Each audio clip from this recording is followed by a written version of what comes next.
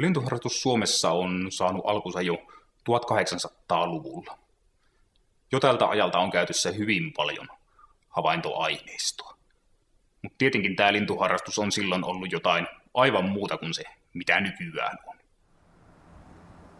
Silloin lintuja harrasti ehkä ensisijaisesti ne ihmiset, joilla oli siihen ylipäänsä mahdollisuus. Eli esimerkiksi aatelismiehet tai yliopiston tutkijat. Kun sen sijaan tavallisella kansalla ei tietenkään tohon aikaan ollut aikaa eikä mahdollisuuksiakaan harrastaa oikeastaan yhtään mitään. No, itse harrastus oli muutenkin kovin erilaista kuin mitä se nyt on. Esimerkiksi yksi tämmöinen hyvin olennainen harrastusmuoto oli linnun munien keräily. Ja myöskin sitten lintujen itsensä keräily erinäisiä kokoelmia, yksityisiä kokoelmia tai museon kokoelmia varten. Tämähän tarkoitti nimenomaan sitä, että oltiin sitten haulikon tai kiväärin kanssa linturetkellä, eli näistä tavatuista linnuista piti saada näyte. Ja tietenkin tämä oli myös määritysväline silloin tämä ase, koska ei harrastajilla ollut silloin mitään optiikkaa käytössä.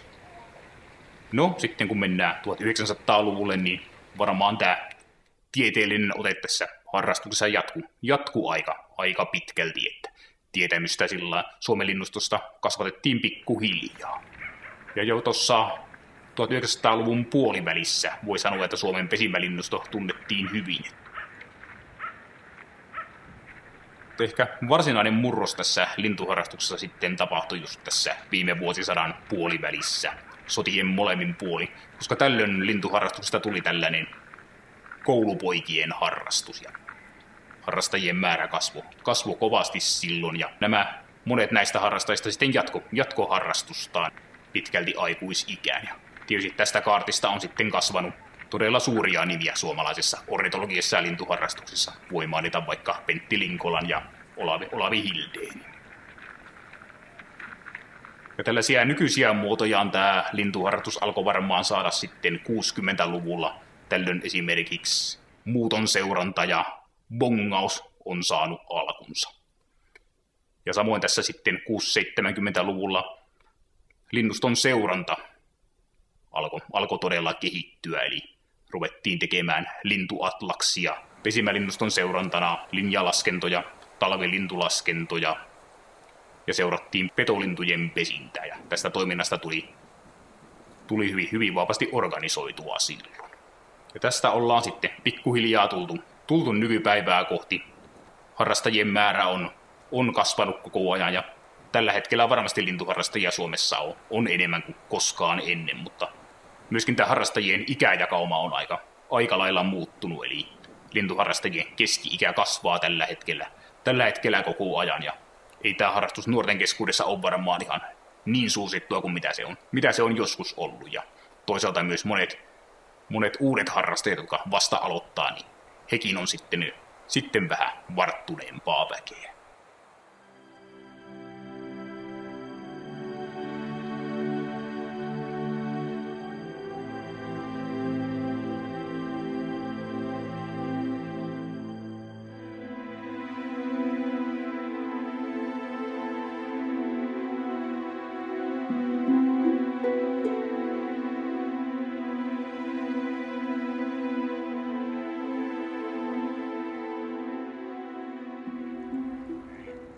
Ja se, mikä Suomessa osataan oikein hyvin, niin ehkä ensimmäiseksi tulee mieleen tämä tietämys linnuista, linnuston seurannan taso. Näitä seurantamuotojahan on esimerkiksi talvilintulaskennat ja pesimälinnuston linjalaskennat. Ja sitten nämä erilaisiin yksittäisiin lajeihin keskittyvät projektit, esimerkiksi tämä petolintujen seuranta, mihinkä kuuluu sitten niin pönttöjen ja tekopesien rakentaminen, poikasten rengastaminen ja niiden pesintämenestyksen seuraaminen. Ja tätä sitten tehdään vuodesta toiseen. Ja kaiken tämän tuloksena voi kyllä sanoa, että Suomen pesimälinnusto ja sen muutokset niin tunnetaan varmasti parhaiten koko maailmassa. Ja tällainen tieto on nykyään käytettävissä, sanotaan 30-40 vuoden ajalta. Ja tämähän on pitkälti ihan tavallisten harrastajien panoksen ansiota. No, toinen asia, missä suomalaiset on kyllä hyviä, on tämä lintujen määrittäminen. Että kiinnostus lintujen määrittämiseen alkoi ehkä kasvaa tuolloin 70-luvulla ja etenkin tietyt linturyhmät, esimerkiksi jälleen petolinnut, niin siinä kyllä tämä asiantuntemus on Suomessa aivan huippuluokkaa. Ja esimerkiksi Suomestahan löytyy varmasti Euroopan johtava petolintuasiantuntija, joka on Dick Forsman. Yksi asia, mikä tekee suomalaisesta lintuharrastuksesta vähän erilaista, on varmaankin nämä jokamiehen oikeudet, jotka sitten tosiaan mahdollistaa vapaan retkeilyn oikeastaan kaikkialla. Ja tällaisia oikeuksiahan ei sitten ole juurikaan maailmassa Pohjoismaiden ulkopuolella. Ja tietenkin ilman näitä jokamiehen oikeuksia esimerkiksi näiden lintulaskentojen toteuttaminen ei olisi millään tapaa edes mahdollista. Ja tähän metsissä liikkumiseen liittyy varmaan tällainen toinen pieni erikoispiirre, joka on tämä suhtautuminen äänihavaintoihin. Että Suomi on niitä harvoja paikkoja maailmassa, jossa hyväksyttävässä lintuhavainnossa riittää se, että linnun äänen kuulee. Ja se varmaan on lähtöisin juuri siitä, että millainen Suomi on. Että maasto on niin peitteistä ja metsäistä, että äänet kyllä kuuluu kauas, mutta linnun saaminen näkyviin on hirvittävän vaikeaa monesti. Ja tämän takia sitten suomalaiset on yleensä myös erittäin hyviä lintujen äänten tuntijoita, että saavat sitä harjoitusta hyvin paljon ja joutuvat tunnistamaan lintuja pelkästään äänestä.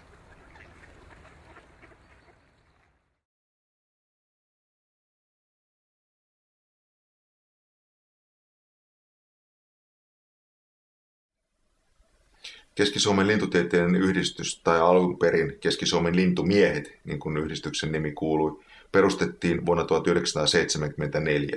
Sitä ennenkin oli ollut jo toki lintuharrastustoimintaa Keski-Suomessa, mutta harrastajat eivät juurikaan tienneet toisistaan, eivät koonneet havaintoja mihinkään, ja ylipäänsä tällainen yhteistoiminta oli hyvin heikkoa. Varhaisimmat lintuvihot, pikkupoikien tai nuorukaisten havaintokirjaset, mitä yhdistys on saanut haltuunsa, ovat 1920-luvulta Jyväskylän seudulta. Keski-Suomen lintutieteellinen yhdistys on ensisijaisesti keskisuomalaisten lintuharrastajien yhdysside, kanava, jota kautta saa kontaktin toisiin harrastajiin. Tällaista ei ollut ennen. Harrastajat eivät juurikaan tienneet toisistaan saati toistensa havainnoista. Toki järjestetään monenlaisia kokouksia, retkiä, paikallisretkiä ja sitten etäämmälle suuntautuneita retkiä, valtakunnallisia retkiä Suomen huippupaikoille. Muutaman kerran on käyty jopa lähiseudulla ulkomailla. Lisäksi aina enemmän on tullut mukaan tällainen koulutustoiminta. Ihan aloittelevia lintuharrastajia, vasta-alkajia kurssitetaan, retkitetään, opetetaan heille, miten niitä lintuja käytännössä harrastetaan, miten niitä harrastetaan Keski-Suomessa, miten harrastetaan eri vuoden aikoina ja minkälaisia eri harrastusmuotoja on olemassa. Tiedotustoiminta on hyvin keskeisessä roolissa lintutieteellisen yhdistyksen toiminnassa. Nykyisin internet vallitsee, teki 90-luvulla vallankumouksen kännyköiden kanssa koko linnusta tiedottamiseen. Sitä ennen oltiin toimittu kirjeiden ja lankapuhelinten varassa. Et yhtäkkiä lintutiedosta tulikin hyvin akuuttia ja koko ajan voidaan olla hermolla siitä, että mitä jossakin tapahtuu. Tämä helpottaa harrastusta ja tekee siitä mielekkäämpää, kun pääsee ilmiöihin kiinni, kiinnostaviin lintuihin ja vaikkapa lintumuuttoihin niin heti. Lisäksi tiedottamista on paitsi tällainen jäsenten sisäinen tiedottaminen ulospäin. Suurelle yleisölle kerrotaan, mitä on lintumaailmassa meneillään. Tähän käytetään internettiä ja erilaisia tiedotusvälineitä. Maakuntalehti Keski-Suomalainen on tässä merkittävässä roolissa ja niin edelleen. Ihmisen kanssa siitä, että heillä on jotain uudenlaisia tuulimittareita, jonka päälle istuu lintuja. KSL:n jäsenmäärä on kasvanut 90-luvun puolivälin reilusta 200, 2000-luvun puolivälin yli 600. Kasvanut jäsenmäärä on luotu tietysti omia paineita yhdistykselle toimintojen järjestämisessä, mutta onneksi aktiivien määräkin on saatu kasvamaan ja tiukalla organisoinnilla perustoiminnot on saatu varsin hyvin toimimaan. Retkille on riittänyt vetäjiä, tiedotustoiminta on saatu hyvään vauhtiin Ja tässä tällaiset vakiintuneet toiminnat internetissä, tekstiviestipiireinä ja niin edelleen ovat olleet isoksi avuksi. Toki uusille aktiivijäsenille on aina tilaa. Erityisesti aloittelevien harrastajien, retkien ja lasten lintuharrastustoiminnan organisointi on sellainen, johon olisi hyvä löytää uusia ihmisiä mukaan. Keski-Suomen lintutieteellisen yhdistyksen tärkein tehtävä on edistää keskisuomalaista lintuharrastusta. Toiseksi edistetään linnuston tuntemusta ja linnuston suojelua. Tiedottamis- ja suojeluasiat esimerkiksi nivoutuvat toisiinsa. Mitä enemmän ihmiset tietävät linnuista, sitä helpompi niitä on suojella. Jos ei tunne asiaa, ei voi myöskään sitä auttaa. Lintuyhdistyksen jäsenenä pääsee laajemmin oikeuksin valtakunnalliseen havaintoarkistoon kurkkimaan kuin myös paikalliseen havaintoarkistoon. Tietää tarkemmin, mitä tapahtuu. Edelleen on mahdollista liittyä nopean tiedottamisen tekstiviestirinkiin, jolloin saa heti tiedon jostakin kovasta lintumuutosta tai vaikkapa suurharvinaisuudesta, joka sattuu jostain päin Keski-Suomea löytymään. Lisäksi julkaisemme jäsenlehteä ja BirdLife Suomi, valtakunnallinen kattojärjestö, julkaisee jäsenlehteä, joka tulee jäsenille automaattisesti. Lisäksi muista BirdLifein julkaisuista saa sitten jäsenedun. BirdLifella on myös lintuvarustekauppa, jossa edelleen lintuyhdistyksen jäsenenä saa etuja. KSLY, Keski-Suomen lintutieteellinen yhdistys, on suuri suomalainen lintuyhdistys. Olemme aivan kärkipäässä kooltamme ja oikeastaan noin tuplakokoinen verrattuna useimpiin tällaisiin sisämaan maakunnallisiin yhdistyksiin. Ehkä jotenkin sellainen lähellä oleminen ja yhdessä tekeminen on leimannut keskisuomalaista harrastusta. Tähän porukkaan on ollut helppo tulla mukaan ja uusia harrastajia on tällä vuosikymmenellä tullut todella paljon.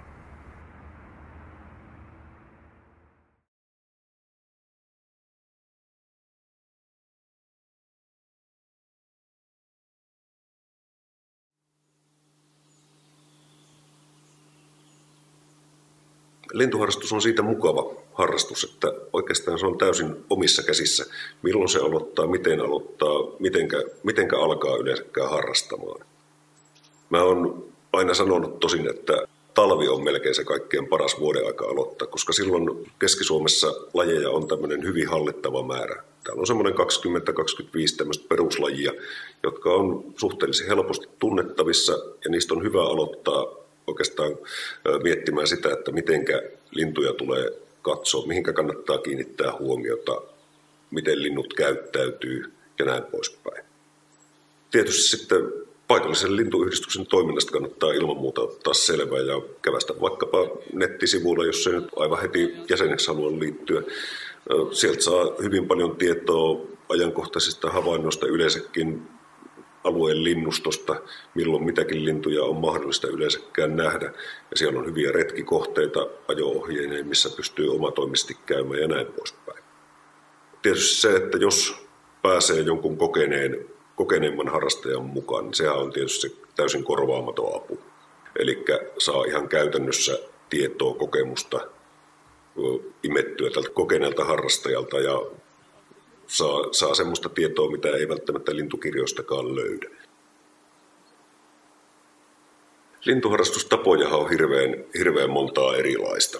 Toiset rengastaa, toiset rakentaa pönttöjä, tekopesiä, toiset bongaa, eli käy katsomassa tämmöisiä muiden löytämiä harvinaisia lintuja. Toiset staijaa, eli seuraa muuttoa, toiset perusretkeilee, eli kiertävät tämmöisiä hyväksi havaittuja paikkoja enemmän tai vähemmän säännöllisesti ja niin edelleen ja niin edelleen. Harva harrastaja oikeastaan on keskittynyt pelkästään yhteen tapaan. Ja oikeastaan voisi sanoa, että harrastustapoja on melkein yhtä paljon kuin on harrastajiakin. Hirveän erilaisia tapoja. Toiset painottaa toisia asioita, toiset toisia ja ei siinä mitään. Kaikki on aivan yhtä oikein ja yhtä hyviä tapoja harrastaa. Tyypillistä lintuharrastajaa ei varmaan ole. Että jos nyt miettii vaikkapa omaa kaveriporukkaa ja muutenkin yleensä keskisuomalaisia harrastajia, niin heitä on aivan laidasta laitaa. Eri ammattiryhmistä, eri sosiaaliluokista ynnä muuta, miehiä ja naisia. Tämä on tietysti pikkasen miesvaltainen ala tai harrastus, Mutta naisia on tullut viimeisen 10-15 vuoden aikana yhä enenevässä määrin harrastukseen mukaan. Ja ikä vaihtelee hyvinkin nuoresta hyvinkin vanhaan.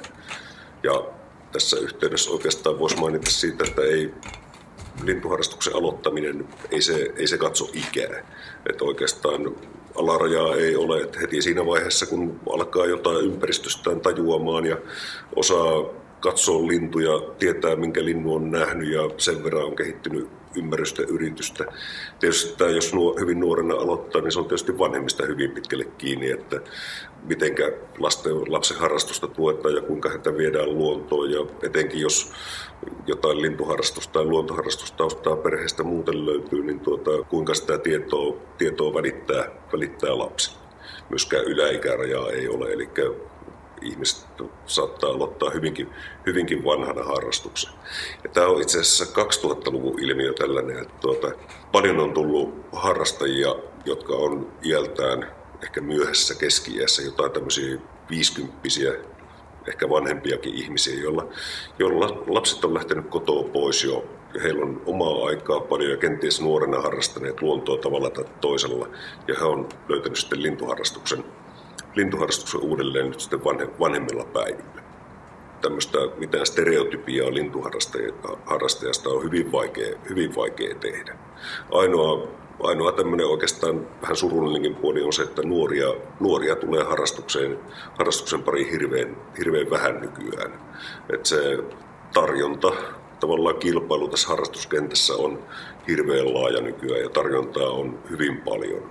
Toista oli silloin joskus 70-luvulla, kun mä aloitin itse harrastuksen, niin jos pikkusen kärjistää, niin jos ei harrastanut urheilua tai luontoa tavalla tai toisella, niin oli sitten kirjatoukka. Että se tarjonta oli kuitenkin aika niukkaa silloin. Siinä vaiheessa, kun olin lintuharrastusta aloittamassa tai aloittelemassa, niin hirveän hyvä tapa olisi, jos pystyisi hakeutumaan johonkin järjestetylle lintuharrastuskurssille. Paikalliset lintuyhdistykset järjestää alueellaan lähestulkoon vuosittain nimenomaan aloittelijoille suunnattuja lintuharrastuskursseja, joissa nimenomaan katsotaan tai puhutaan nimenomaan yleensä lintuharrastuksesta, lintujen määrittämisestä ja siihen liittyvistä asioista. Keski-Suomessa lintuyhdistys on järjestynyt esimerkiksi Jyväskylän seudun kansalaisopistossa muistaakseni jo 8 keväänä peräkkäin tällaisen erityisesti aloittelijoille suunnatun kurssin, jossa sisätiloissa perehdytään harrastukseen, lintujen määrittämiseen. Siinä on joku tämmöinen 120 peruslajin paketti, mikä siellä käydään läpi, käydään tuntomerkkejä läpi niiden määrittämistä ja totta kai sitten myös käydään aivan ulkona sitten retkellä katsomassa, miltä linnut livenä näyttää ja harjoitellaan sitä määrittämistä siellä. Kurssit on hyvin tämmöisiä hyviä tapoja aloittaa harrastus siinäkin mielessä, että siellä tutustuu näihin muihin aloittelijoihin ja esimerkiksi tuossa Jyväskylän seudun kansalaisopistossa, niin siellä on tullut tämmöisiä kaveriporukoita, jotka sitten kiertää yhdessä ihmettelemässä ja määrittämässä lintuja ja harjoittelemassa sitä harrastusta sitten vielä kurssin jälkeenkin.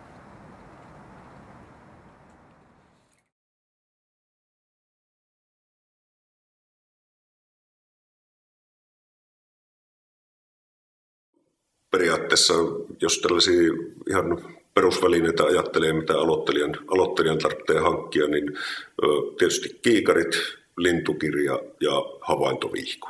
Olettaa, että kumisaappaat löytyy kotoa jo kaapista ja jonkinlaista ulkoiluun sopivat vaatteet. Kiikareita ostettaessa oikeastaan kannattaa ensimmäisenä päättää se rahasumma, paljonko on kiikareihin valmis investoimaan, koska kiikarivalikoima on hirveän laaja. Sanotaan näin, että jos kiikareihin sijoittaa jonkun 80-100 euroa, niin silloin voi jo olla varma, että on saanut tämmöiset suhteellisen laadukkaat peruskiikarit, joilla ihan oikeasti tekee jotain. Että aivan näillä halvimmilla kiikareilla, jotka maksaa ehkä 20, niin kyllähän niillä varmaan tuolla ihan kirkkaassa auringonpaisteessa kohtalaisesti näkee, mutta kun sitä auringonpaistetta ei oikein riitä Suomessa hirveän monelle päivälle. Yksi erittäin kätevä apuväline on tämmöinen, tätä sanotaan staijiksi tai tseepaksi tai tikuksi tai rakkaalla kaverilla on monta nimeä. Ja tämä ei yleensä maksa edes yhtään mitään. Eli nämä on harrastajien omia tekemiä välineitä ja tämä on erittäin tärkeä nimenomaan kiikarilla katsottaessa, jolloin tämä toimii tukena. kiikari laitetaan tuohon päähän ja kädet rasittuu huomattavasti vähemmän ja kuva on paljon vakaampi kuin pelkällä käsivaralla katsottaessa. Se pystyy katsomaan huomattavasti pidemmän paikkaa. Lintukirjan ostamisessa, tai kun lintukirjaa lähtee ostamaan, niin sitä kannattaa tietysti harkita, että minkä tasoisen tai kuinka laajan kirjan hankkii. Eli Suomessa on suomalaisia tekijöitä, päteviä tekijöitä on runsaasti ja he on tehnyt varsin kattavan valikoiman nimenomaan tämmöiseen suomalaiselle harrastajille suomalaisista linnuista. Eli se lajivalikoima siinä kirjassa on hiukkasen suppeampi ja siinä keskitytään nimenomaan Suomessa tavattaviin lintuihin. Sitten on tietysti nämä tämmöiset yleiseurooppalaiset oppaat, joissa sitten käsitellään huomattavasti enemmän lajeja, mutta ne on ehkä aloittelijalle turhankin laajoja. Kun ja jos innostus riittää ja harrastus etenee, niin kaukoputken hankinta on varmaan sitten seuraavana edessä. Välttämättä aloittelijan ei tarvitse eikä varmaan kannatakaan ensimmäisenä kaukoputkikauppaa rynnätä, mutta sitten kun on pikkusen harrastus edennyt, niin sitten tämmöinen hankinta on kyllä erittäin hyvä ja oikeastaan tosiaan välttämätön. Kaukoputkissa itse asiassa tämä hintapolitiikka menee hyvin pitkälle samalla tavalla kuin kiikareissakin, eli mitä hintavampi kaukoputki, niin sitä laadukkaampaa lasia tämä on. Halvimmillaan kaukoputken saattaa saada jollain 100 eurolla, mutta ehkä näin varovasti voisi jopa suositella, että semmoista ei kannata ostaa. Mutta niin jos jonkun 400-500 euroa investoi kaukoputkeen, niin silloin voi olla jo ihan varma, että se on niin laadukas, että sillä tuolla maasto-olosuhteissakin pärjää hyvin. Ja ylärajaa ei taaskaan oikeastaan ole, tai kalliimmat kaukoputket käytännössä maksaa jonkun 3,5-4 000 euroa tällä hetkellä. Kun kaukoputki hankkii, niin se tärkein asia on kaukoputken lisäksi on jalusta. Mä ihan riittävän usein olen nähnyt tämmöisiä, että on hankittu viimeisen päälle kallis kaukoputki ja sitten siihen on ostettu joku lähinnä kynttilätelinettä vastaava jalusta, jolloin sillä kaukoputkellakaan ei tuolla maastossa tee mitään. Eli pienikin tuulen väre kun tulee, niin jalusta alkaa tärisemään ja kuva ei ole enää vakaa. Jalustan saa suunnilleen tuollaisella 200 eurolla ja siihen kun laittaa vielä suhteellisen laadukkaan videopään, niin siitä tulee ehkä 100 lisää. Et kokonaisuutena kaukoputkeen sijoitettava rahaa, niin se menee ehkä tuommoisen 1 000 euron kieppeille, vähän mallista riippuen.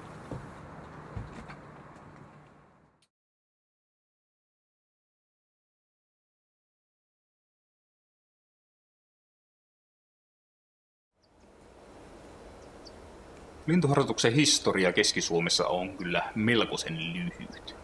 Eli meidän yhdistys on perustettu vuonna 1974.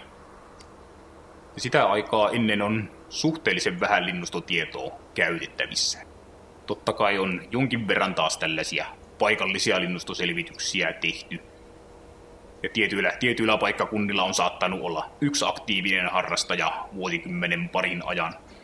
Esimerkiksi Konnenvedeltä on yllättävän paljon lajistotietoa tuolta sotien jälkeiseltä ajalta.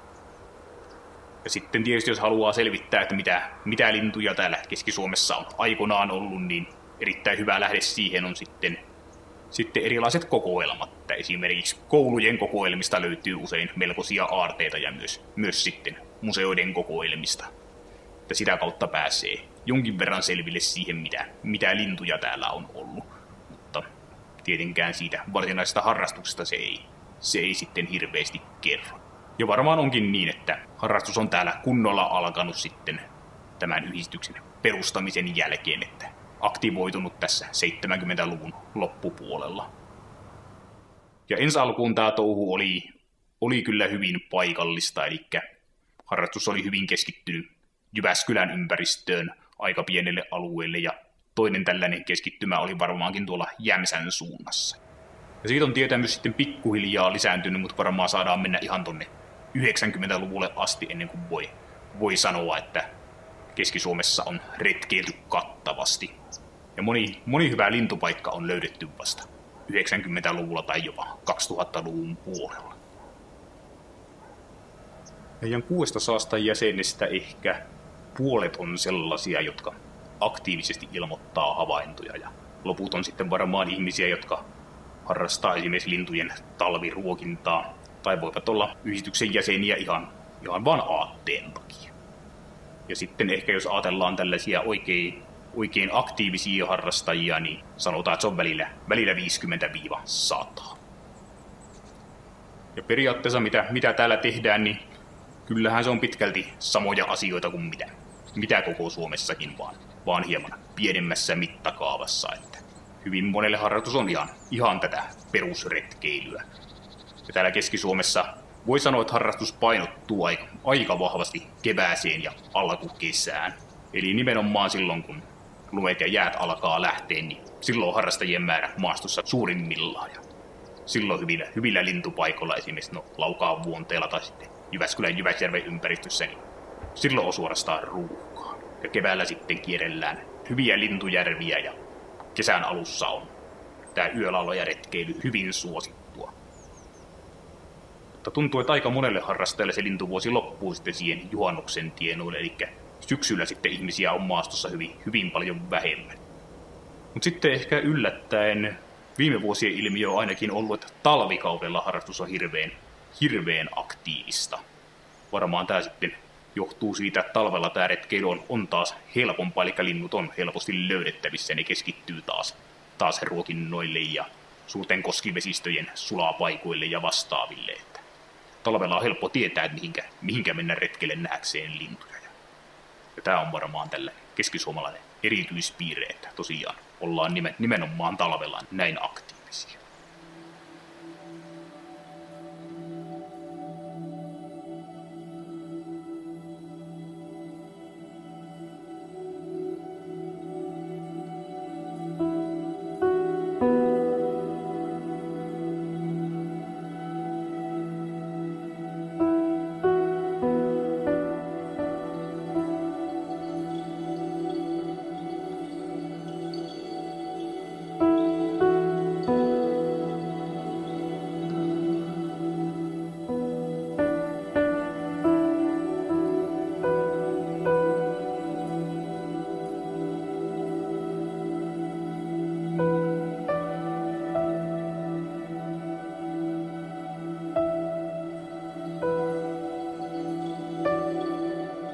Keski-Suomen pesimälinnusto on aika monipuolinen ja se on tämmöinen mielenkiintoinen sekoitus eteläisiä ja pohjoisia lajeja, mikä johtuu tietysti siitä, että meidän yhdistyksen toiminta-alue on niin hirveän pitkä, että ulottuu Kuhmoisista Pihtiputaalle ja näiden kahden paikan linnusto on sitten aivan erilaista, että pohjoisessa on nimenomaan sitten tämmöisiä pohjoisia suolajeja, niin kuin pikkuhuovia ja riekkoa, ja sitten kun mennään etelään, niin siellä sitten nykyään tavataan kesäaikaan harmaa haikaroita ja valkoposkihanhi on joskus pesinyt ja kaikenlaisia yölaulajia, tiklejä ja hemppoja, just tämmöistä eteläistä lajistoa. Kokonaisuutena pesimälinnusto on sitten hyvinkin monipuolinen.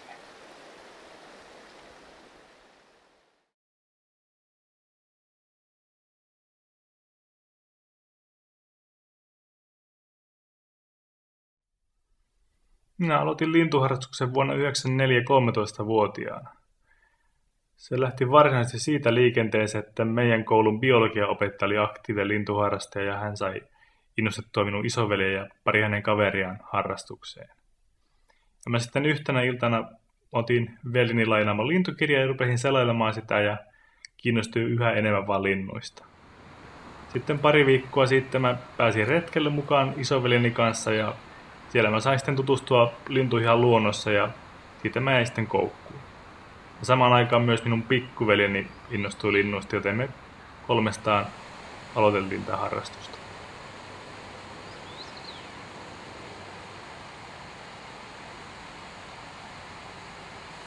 Minä harrastan lintuja melko monipuolisesti, että pääasiassa minä kiertelen lähiseutujen hyviä lintupaikkoja eri vuoden aikoina ja katselen käytännössä kaikkia lintuja.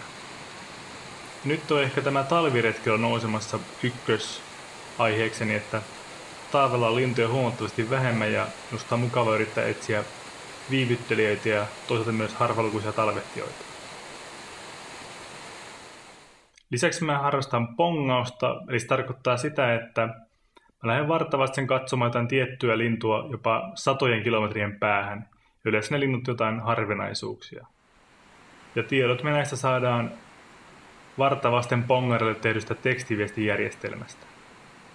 Ja näitä pongattavia harvinaisuuksia on ollut viime aikoina muun muassa vuonna 2008 Tohmervellä ollut Siperian kurppa ja vuonna 2009 Kalajoelle ollut kirjorastas. Vuodesta 2008 saakka mä oon toiminut Keski-Suomen lintutieteellisen yhdistyksen hallituksen jäsenenä, joten tämä yhdistystoiminta on tullut enemmän kuvaan mukaan. Lisäksi minä toimin BirdLife Suomen retkikummina. Se tarkoittaa sitä, että minä aina vuodessa vedän 2-3 jäsenretkeä, jotka on tarkoitettu aloitteleville harrastelijoille ja yleisölle. Lintuharrastuksessa on ehdottomasti parasta se, että saa olla ulkoilmassa ja yleensä myös hyvillä luontokohteilla. Lisäksi kun lähtee linturetkelle, ei koskaan voi tietää mitä retki tuo tullessa, että lähes aina tulee jotain yllätyksiä vastaan. Ja näitä yllätyksiä voi olla harvinaiset lajit, isot kerääntymät tai muut vastaavat. Että juuri tämä yllätyksellisyys ja monipuolisuus motivoi minua harrastamaan. Lintuharrastuksessa on aika vähän negatiivisia puolia. Ehkä yhtenä huonona puolena voisi olla se, että aina ei pääse retkelle, vaikka olisi kuinka kova polte päästä. Toisaalta joskus tuli myös pettymyksiä, eli on kovat odotukset joltain retkeltä ja sitten siellä ei olekaan oikein mitään nähtävää.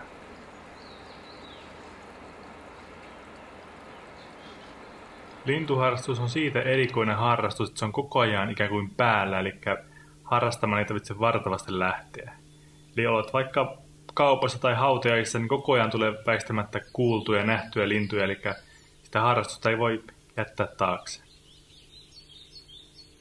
Työ haittaa jonkin verran harrastusta. Mä olen töissä palkanlaskijana arkipäivisin 8-4, eli arkiviikolla aika vähän pääsee linturetkille. Tämä korostuu varsinkin talviaika, jolloin päivät ovat kovin lyhyitä. Vastaavasti harrastus ei kovin paljon haittaa työntekoa, että korkeintaan joskus saattaa ajatus lähteä harhailemaan työaikana ja silloin voi työnteko jonkin verran häiriintyä. Minä teen sisätyötä, joten tämä harrastus on oikein hyvää vastapainoa työlle, eli kun saa olla raittissa ulkoilmassa ja nauttia luonnosta ja linnuista.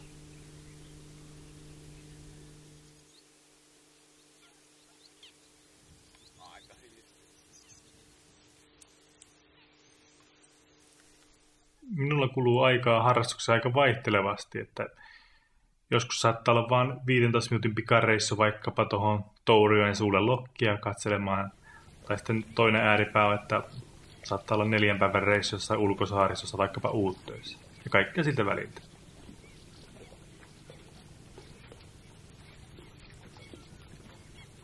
Minun viestini harrastusta aloittelevalle on se, että kannattaa aloittaa maltillisesti.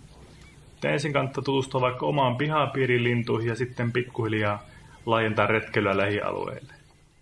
Uusia lajeja ei kannata alussa ahnehtia liikaa, vaan kannattaa ensin oppia tuntemaan ihan peruslajit. Kun peruslajit on hanskassa, on helppo sitten omaksua uusia lajeja.